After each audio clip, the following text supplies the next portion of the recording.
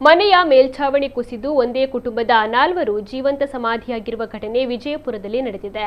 35 ವರ್ಷದ ಗುರುನಾಥ, ಪತ್ನಿ 28 ವರ್ಷದ ಜ್ಯೋತಿ, ಮಕ್ಕಳಾದ 13 ವರ್ಷದ ಕಳಾಮ್ಮ, 9 ವರ್ಷದ ಕೀರ್ತಿ ಮೃತ ದುರ್ದೈವಿಗಳು. ಈ ಕುಟುಂಬದವರು ತಮ್ಮ ಸ್ವಂತ ಮನೆಯ ದುರಸ್ತಿ ಕಾರ್ಯ ನಡೆಯುತ್ತಿದ್ದ ಹಿನ್ನೆಲೆ ತಾತ್ಕಾಲಿಕವಾಗಿ ಹಳೆಯ ಮನೆಯೊಂದರಲ್ಲಿ ಬಾಡಿಗೆಗೆ ವಾಸವಿದ್ರು. ಆದರೆ ಗುರುವಾರ ರಾತ್ರಿ ಸುರಿದಂತಹ ಮಳೆಯಿಂದಾಗಿ ಮನೆಯ ಮೇಲ್ಛಾವಣಿ ದಿಢೀರ್ ಕುಸಿದು ಬಿದ್ದು ಗಾಢ ನಿದ್ದೆಯಲ್ಲಿದ್ದ ಈ ಕುಟುಂಬದ ಸದಸ್ಯರು ಉಸಿರು ಚೆಲ್ಲಿದ್ದಾರೆ.